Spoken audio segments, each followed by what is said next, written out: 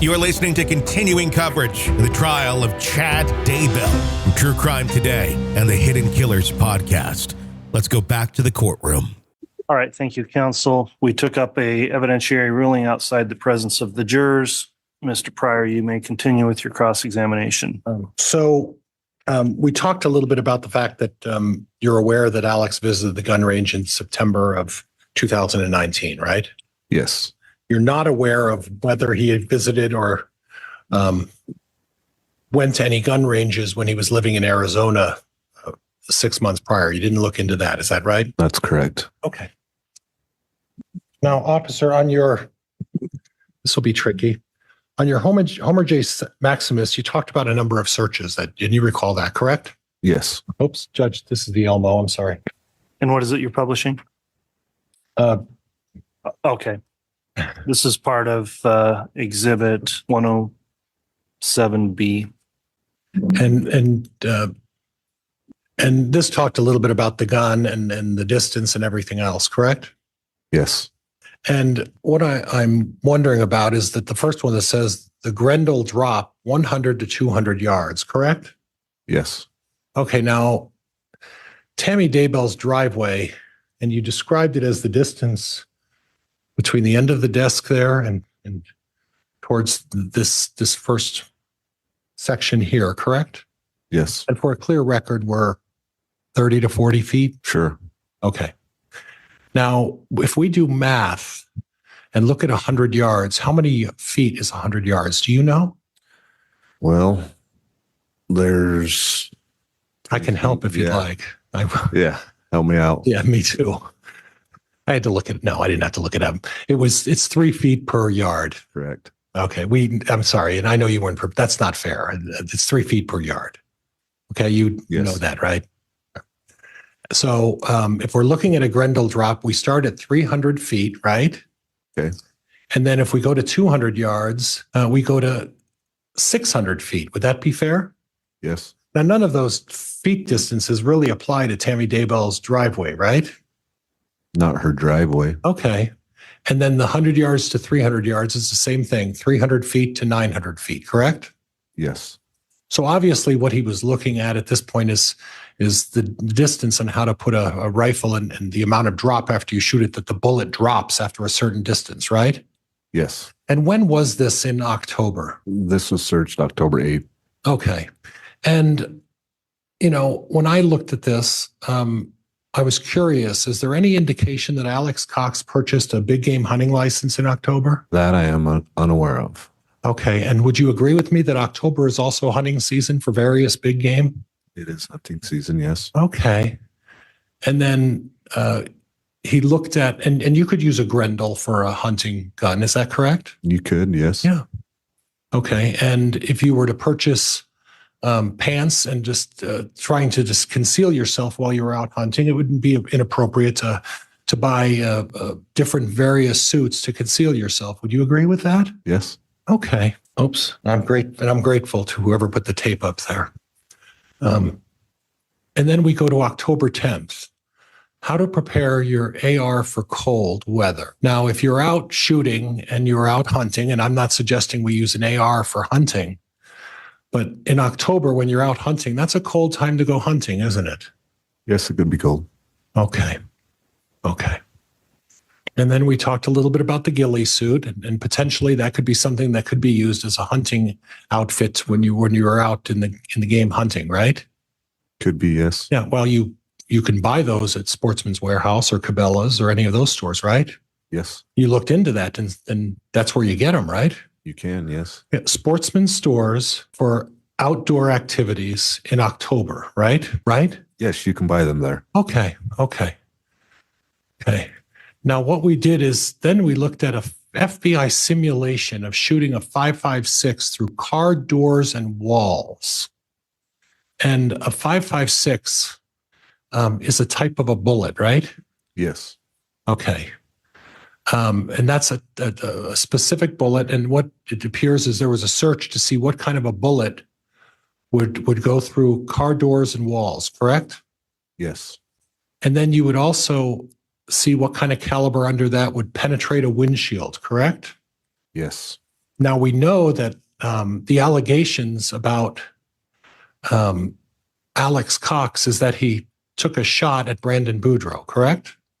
Yes. And in relation to Lori Vallow, Brandon Boudreaux was Melanie Pulowski was Lori Vallow's niece, right? Yes. And she was married to Brandon Boudreaux. Yes. So Brandon Boudreaux was the male spouse of Alex Cox's niece, Melanie Pulowski, right? Correct? Yes. Okay.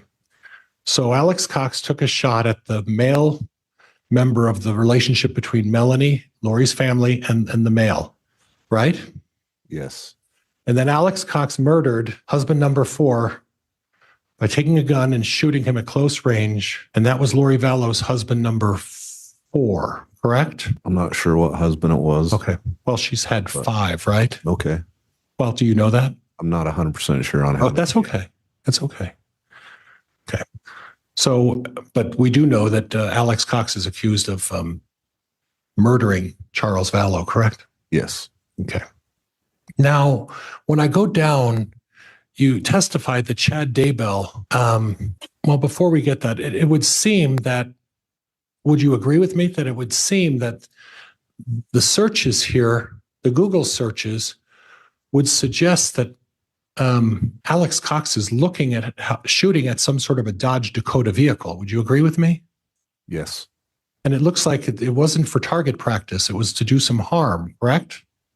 I don't know what his intent was, but it's not target practice, I would say. Well, it wouldn't be target practice if you're trying to penetrate a windshield, is it? No. And it isn't target practice if you're asking how thick is the 22 gauge steel on a Dodge Dakota, right? No. So apparently what Alex Cox had in mind was to do some harm for whoever is driving a Dodge Dakota, correct? Yes. Are you aware that Chad Daybell was the one driving the Dodge Dakota? Objection, Your Honor. Facts not in evidence. Stand. Are you aware of the 2 vehicles that Chad and Tammy Daybell owned? I'm aware of a Dodge Dakota that was registered to both of them. Right. But you don't have any specific information about whether or not it was Chad who was the primary driver of the Dodge Dakota, right? I don't have any facts that he was the primary driver, no. Okay. Okay. Now, as part of your investigation, you talked a little bit about phone records, right? Phone records. Alex's records in terms of his location, right? On Homer J. Maximus device. Okay, yes. and you looked at that. What was the device that you were reviewing to determine that? I'm not sure what device that was. Okay. Okay. All right, then we'll save that for another day. Now, Judge, previously we stipulated and the court entered exhibit number 14. I'd like the court's permission to go over exhibit 14 with the witness. All right. Has that previously been admitted? Judge, I have it here with a stamp on it. I think we had already established and stipulated to that. Yes, Your Honor. Established and stipulated to it, Judge. I'm sorry. And the state had reviewed this. It's my understanding these are the extracts from Tammy Daybell's phone or contain extracts. I think it's actually a police report referencing those extracts from her phone.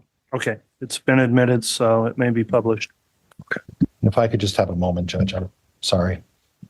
Judge, I'm ready when. Your Honor, I hate to do this, but can we briefly approach? Yes. All right, counsel. Before publishing that particular exhibit, we just redacted an identifier mark from that we caught. So you may go ahead and publish when you'd like, Mr. Pryor. Now, officer, on this particular document, I would represent to you that this is one of your reports. Do you, on the little bit that you're seeing, do you recognize that? Yes. So on March 16th, you received information from Google LERS. What's LERS? Google Lears Law Enforcement. Okay. And you asked for information attached to this, and this was information that you were getting regarding Tammy Daybell's email account. Would that be fair? Yes. Did you get the entire email account? Yes. And did you go through the entire email account? Yes. And you reviewed all of the emails and you made a determination as to which ones you in particular felt were relevant to this case. Is that right? Yes. Okay. And then you said after looking at the emails, no, you didn't include the ones that were significant. And there were photos, emails, chats, the information that I found relevant to the investigation, you see attached here, correct? Yes. Okay. And then would you read the line that starts in the email folder are chats? Would you read that one for me?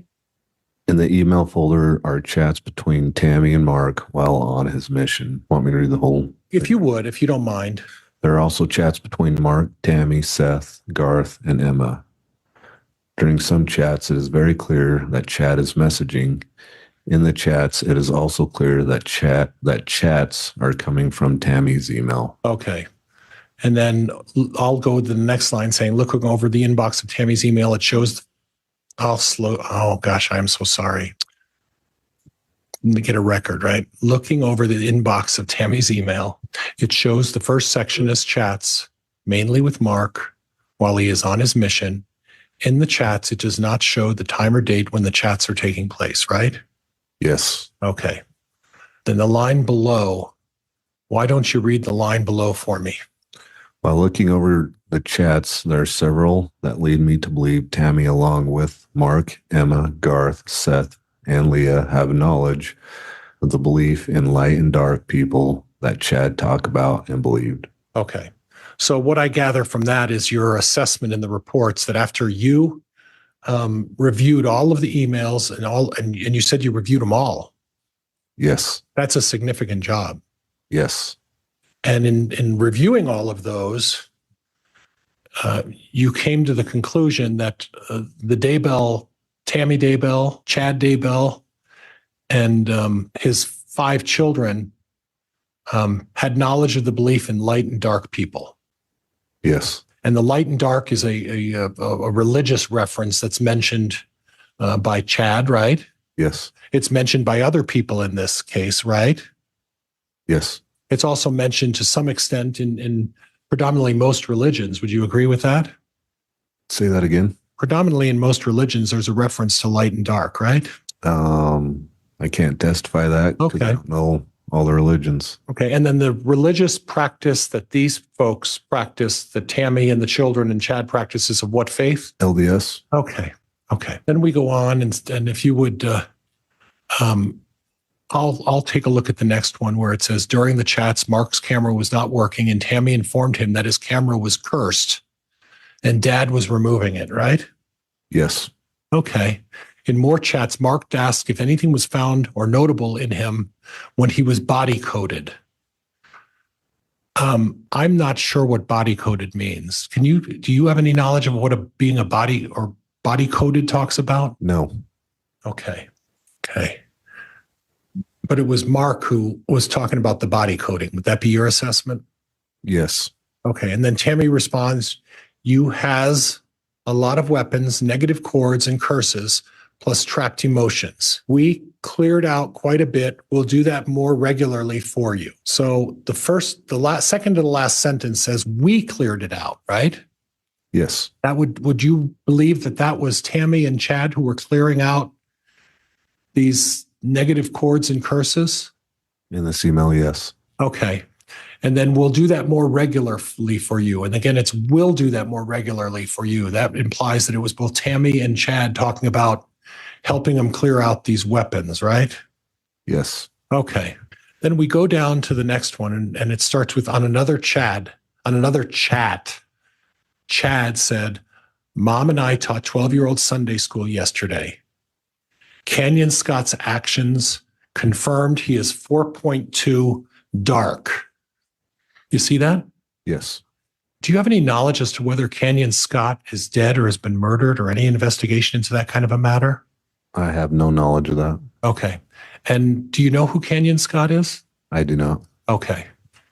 But obviously, it's someone who attends church or attends Sunday school where Chad and Tammy went to their Sunday school, right?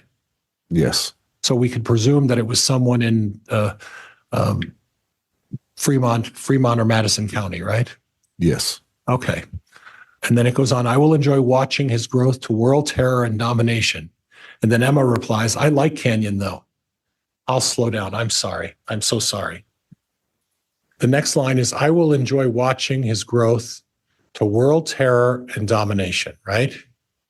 Yes. Emma replies, I like Canyon though. Tammy and Chad reply, unfortunately, he's already influencing Will Dowling. Who's Will Dowling? Do you know? I do not. Okay.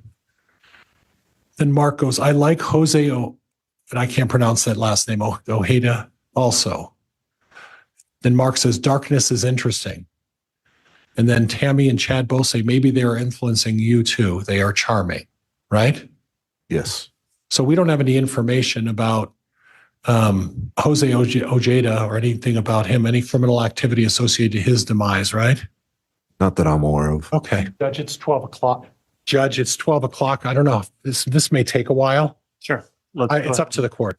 Yeah, obviously. Let's take our lunch recess. We try to do that at noon for timing of things. So that'll work out well. We are stopping right here about noon. We'll try to resume further testimony 1 o'clock and take the lunch break now.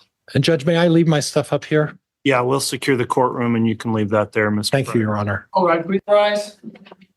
Keep your reports again in session. Thank you. Please be seated. All right, we can have the jurors brought in, please. All right, good. Praise all President Gunner for you, Your Honor. Thank you. Please be seated. Okay, we're back on the record after the lunch recess on KCR 2221-1623, State of Idaho versus Chad Daybell. Continuing with cross-examination of Detective Kaya Kamanu. Mr. Pryor, if you'd like to continue with cross, you may. Yes. What's being published there, counsel? It's the same as before. I think it's the officer's report, exhibit number 14. We're just going through the same as we did previously. Okay, thank you. Exhibit 14 is Your Honor. being published to the jurors. That's okay. So, officer, again, in your report, you noted that these were relevant to your investigation. They're emails from Tammy's email account from someone named Julie Rowe. Is that right? Yes. And it looks like the emails are to Tammy, and it says something about support springcreekbooks.com, March 12, 2019. Do you see that? Yes. Okay, so if you would be so kind as to just read from Chad down to Julie for me. Chad, I met with the state president last night, and he has requested we stop publishing all my books. I told him I do not have the rights to the books and that my publisher has those rights. He asked me to contact you to request that we stop publishing. He has asked me to copy him on this email and send him your reply. He also asked me, he also said he is going to contact your stake president, Julie. Okay. So do you know what a stake president is? I believe the stake president is over the stake of a ward, of the wards. Okay, and is that, and I'm not familiar with this, but does that mean there's a number of wards or groups that are like neighborhoods and the stake president overlooks a number of these wards? Is that what it is? From my understanding, yes. Okay, do you know who the stake president was in this email? I do not. But it appears that they're telling Julie Rowe. You know who Julie Rowe is? Throughout the investigation, her name came up, and also known as a publisher or a book writer. Right. And she was someone who put on presentations all over the Arizona, Utah, Idaho area about preparedness issues, right? Yes. And she published books about that as well, right? Yes. And is there anything in the indication of your review of the emails why a stake president would inject himself into the publishing of books? I'm not sure on that. And again, told Julie Rowe that her stake president is going to contact Chad's stake president. Correct. Right? Correct? Correct. Okay. But there's nothing in the other emails that you had to show why a couple of stake presidents would interfere with Chad Daybell publishing his books? I do not. Okay. All right. Thank you. The next one we're talking about is from Tammy to Mark. And Mark, again, is Tammy's son, Mark, right? Yes. That's the youngest son, if I remember right. Yes.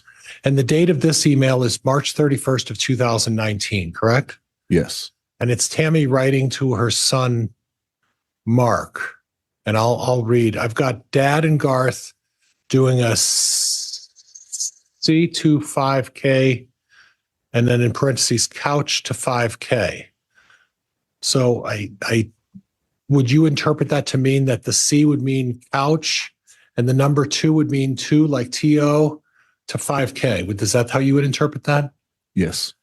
And if I understand that correctly, what that would mean is that you're starting from the very beginning of your training, and you may be a couch potato, right? You could say that, yes. Yeah. And you're starting from the very start of something, and you're going to try to do a 5K, right? Yes. And it says with me, right? Yes. So that would imply on March 31st of 2019, we had 3 couch potatoes at the Daybell house. Objection, Your Honor. Calls for speculation and misstates the email. Sustained. How do you interpret that? That they just wanted to start working out and getting into shape. Okay, from couch potato to 5K, right? Objection, Your Honor. Again, misstates the evidence. Counsel's testifying. Move to strike. Sustained. Stricken. Okay. Then it goes on to say, we've done the first week twice because, quite frankly, I didn't feel ready to move on to the second week, but it should be good for us. Okay, good for me. I have to say, I admire you for running track. Starting from nothing is not easy.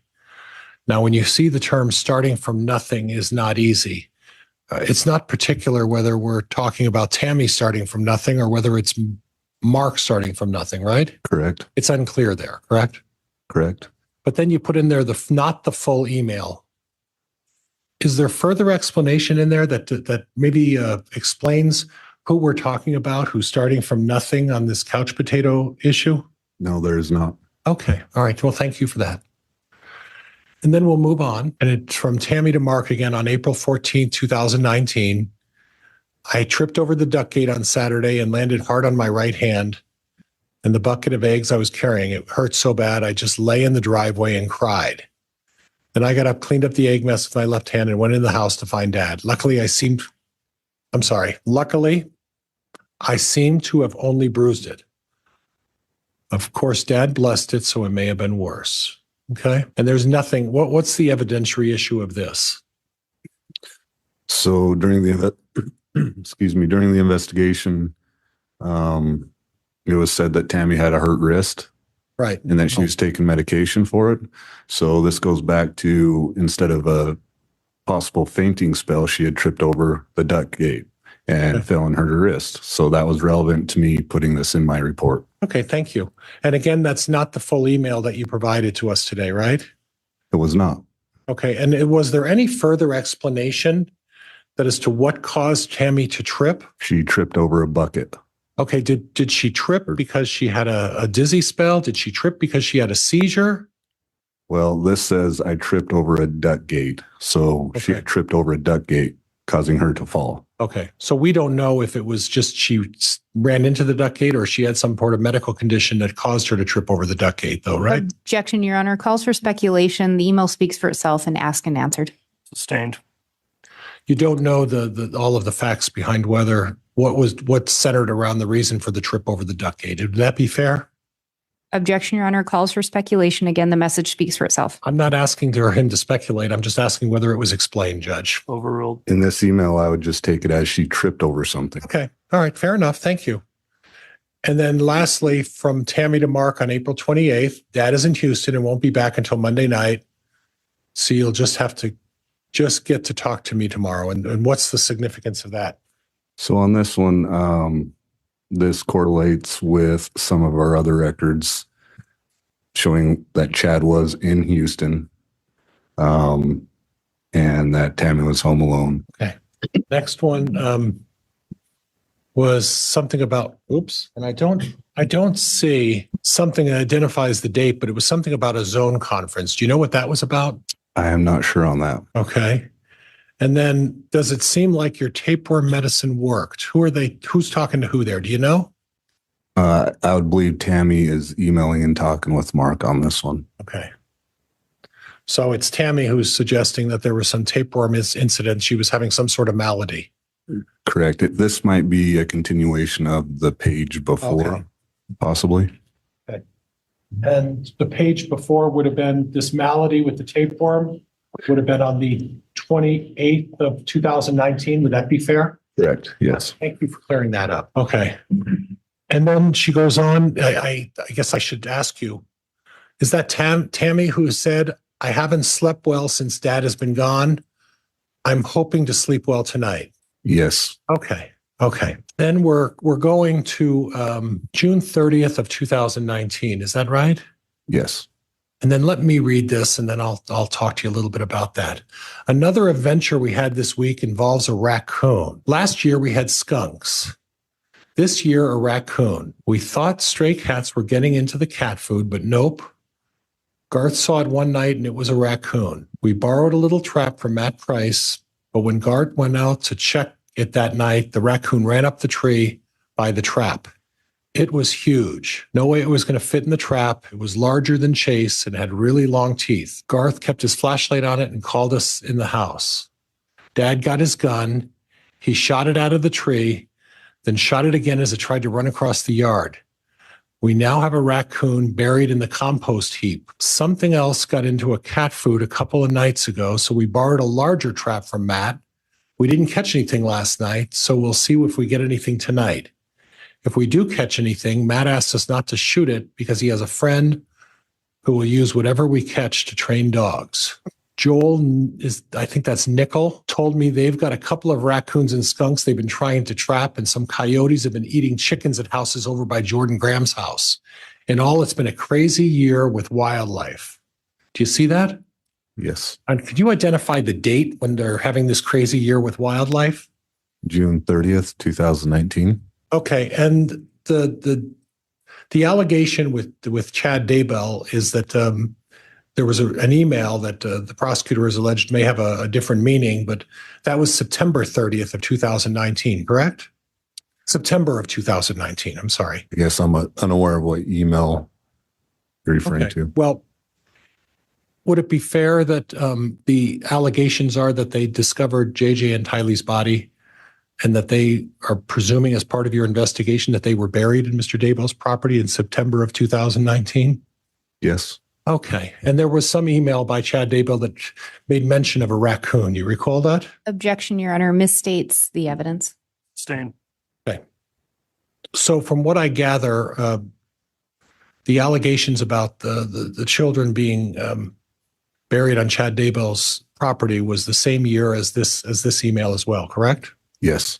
And we're on June 30th of 2019, and the allegations against Mr. Daybell relate to around September, sometime in September of 2019, correct? Yes. So 2.5, 3 months later, there's at least two references about raccoons. Would that be fair? Yes. Okay.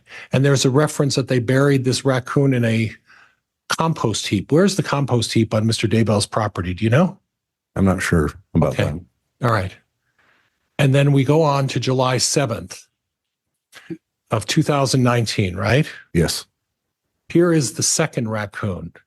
The first one was shot. Garth said this one is smaller than the first one. I like how the kittens are looking at him too. Okay. And that's from March 7th. And that's also relating to this raccoon issue. Would that be fair? Yes. Okay. And then we have a picture.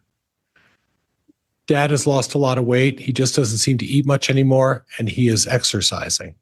You see that, right? Yes. But above that is a trap. Can you explain, does that look like a trap? Yes. And somewhere in the back top of the picture, it looks like there's some sort of raccoon in it. Is that what you see? That's what I'm trying to see. I see the kittens there. I do. Okay. And the previous motions made mention of Tammy saying, here's a picture of the second raccoon. It's a smaller one. So Would you like me to point it out? you did find it? Go ahead if you. So it's kind of hard to tell. The raccoon is right there. Oh, okay. Is that raccoon in the trap? I believe so. Okay. Okay. Then we go down and we have a picture of Chad and Tammy, right? Yes. And again, not the full email, but your perception is that there's nothing there that was relevant to this investigation, right? Yes. Okay. And then does that appear to be the side of the house? Appears to be the back of the house, I believe. Okay. And from the email, that would be a picture of July 7th of 2019. I'd have to look at the first page. Yes. Okay, thank you. August 4th of 2019. Dad is in Arizona. He's speaking to a small group on Sunday night. And at a girls' camp on Monday night, he flies home on Tuesday, right? Yes. And that had reference to the August 4th meeting with Melanie Gibb and Lori Vallow and all of the ladies who met Sunday at a girls' meeting at Lori Vallow's house. Is that what that was about? Yes, I believe so. Okay. But that's not the full email. But again, you determined there wasn't any relevance to anything else. Would that be fair? Yes. Okay, thank you. Okay. Then we go on again. And we talk about from Tammy to Mark, again, Tammy Daybell to Mark on September 15th of 2019, right? Yes. And this was about a month before Tammy passed away. Would that be fair? Close to, yes. Okay. And she says, this was taken on Saturday. Joe planted potatoes in his garden. I had been sick in bed all day with a really bad cold, but I put on a hat and went over to pose for this picture so it looks like I'm really a real Idahoan. But I went right back to bed after we took it. I'm still sick today and my nose won't stop running. I will go to work tomorrow though, because I am helping with testing and getting sub work would be more trouble than it was worth, right? Yes. Okay. And then there's some mention of continue whining. I burned my arm today when taking some rolls out of the oven, right? Yes. And the relevance of this is that it was just mentioning that 3 weeks before 3 weeks before Tammy passed away, she was sick for one day and basically was sick the entire next day and just got up and made herself put on a good face and made herself and go back to work, right? Objection, Your Honor. Counsel's testifying. I don't hear a question there. Abstain. She wasn't feeling well that day, right? Correct. It appears that she was sick the following day, right? Yes. She spent a significant amount of time in bed. Yes. And she put on the courage to go to work on Monday, correct? Yes. Okay. And then the one, your mom came to visit us Friday night and Saturday morning. Under orders from Grandma Cooper, I'll let her tell the story. What's the relevance of that? So the relevance to that is from Ron Douglas to Mark, which Okay. Ron Douglas is Mark's grandpa. Okay. Through our investigation, Tammy did not drive very far alone. And so it was important enough for Ron, the grandpa, to email Mark and say, hey, your mom came to visit us, which they live in Utah, which is 3.5 hours away. And she drove all by herself. Okay. And this was October 6th of 2019, right? Correct. And you were aware that the reason Tammy Daybell didn't drive by herself is because of some medical concerns about her balance and Objection, Your Honor. Counsel's testifying. Facts not in evidence. Move to strike. Abstained. Are you aware that the reason Tammy Daybell didn't drive is because of some medical concerns she had for herself? No, I am not. Okay. I went down to Springfield by myself October 6th. I drove there by myself and then drove home by myself. I'm a big girl now. I can tell you more about this in a bit, right? Yes. So by your indications, you're suggesting on October 6th, 13 days before her death, 12 days before her death, that she was able to drive. Is that what this is about? That's what she's emailing Mark, yes. And was there any indication that prior to that time she didn't drive or that she was concerned about driving? Long distances, yes. Yeah. Okay. Thank you. Okay. And this again touches on, I think we talked about this previously about the Wednesday during the day with Reagan Price and the person who took her dog. And that leads into what we originally started with. Would that be fair? Yes. Okay. Okay. And then there's one final email that talks about Matt Price sending audiobooks for Tammy to listen to, right? Yes. And that was for her trip? Tammy sent those, I believe, to Matt Price with codes to get into the audio book. That's right. I'm sorry. You're right. Okay. Thank you. And if I could just have a minute, Judge, thank you. You may. One last area. On the day that you got the call about Tammy's death, You received a call from who again? I'm sorry. I missed a call from Deputy Greenhalgh. Okay. But then you said something about you followed up with it later and did have a discussion, or my notes not accurately reflecting? So I missed that call and called her back about an hour and a half later. Okay. And spoke with her on that, yes. And then she recited the facts about what she observed. Is that right? She informed me that she was on an unattended death. I went through and asked her if there's anything out of the ordinary, anything suspicious, and she told me there was not. Okay. So according to Officer Greenell, there was nothing suspicious. Is that right? That's what she told me, yes. Okay. And then according to, did you have a chance to look at Brenda Dye's report as a result of this investigation? Not the AG's report, no. I'm not talking the AG's report. I'm talking about Brenda Dye's diagram and report about this unattended death. I did not. Okay. So from your perspective, when Officer Greenall contacted you and advised that there was nothing suspicious about the death, at that point, it did not require you to take any further action. Would that be fair? Correct. Okay. Okay. Thank you. Judge, that's all I have. Thank you very much. All right, thank you. Oh, you're right. Oh, my goodness. Okay. Thank you. Wouldn't be able to make it without you. All right, redirect. Thank you, Your Honor. I'm going to start a little backwards here and start with that last exhibit. You were shown some emails that you reviewed in the last exhibit by defense counsel. And there was some indication in there about people being light and dark. Do you recall that? Yes. Through your investigation, did you learn who it was that would label people as light or dark? Chad Daybell. You were also shown an email about Chad needing to do some work on Mark's camera. Do you recall that? Yes. And the indication was Chad was the one that had to do that work, correct? Yes.